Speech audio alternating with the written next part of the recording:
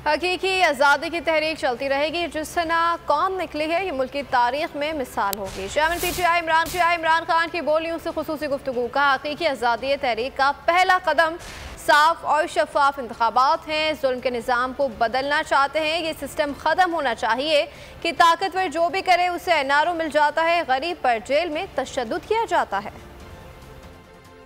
मैं समझता हूँ कि जिस तरह की अवाम निकल रही है और निकलेगी और पहुँचेगी इस्लामाबाद, इसकी कोई पाकिस्तान में पहले मिसाल नहीं होगी इंशाअल्लाह। और हमारा तो मकसद बड़ा सिंपल है, हम साफ और शफाफ इलेक्शन चाहते हैं। हकीकी आज़ादी की तहरीक चलती जाएगी। पहला उसका स्टेप है इलेक्शंस, उसके बाद है कि पूरी मुल्क के अंदर एक इंसाफ की तहरीक के ये जो जुल्म है कि ताकतवर जो मर्जी करे यहाँ वो NRO भी ले ले, वो तशद्दुद भी करे, वो जेलों में बंद करके गैर कानूनी तौर पे लोगों को।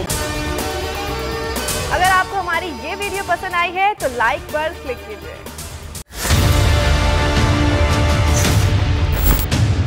PTI का हकीकी आजादी मार्च।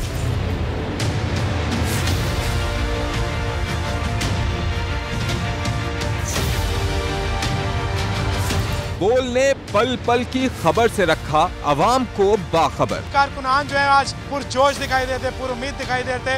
41% अफराद ने टीवी पर बोल को तरजीह दी। इमरान खान के साथ अवाम खड़ी है।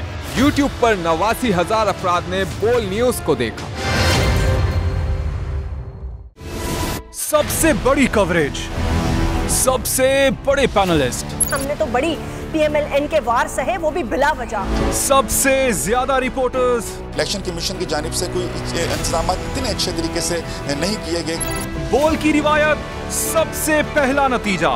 अहम खबर है बहावलनगर भी कप्तान का, PTI कामयाब, मुकम्मल गैर हतमी गैर सरकारी नतीजा सिर्फ बोल न्यूज पर।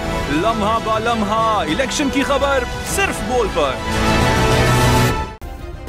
सब्सक्राइब करें और बेल दबाएं ताकि कोई खबर रह न जाए।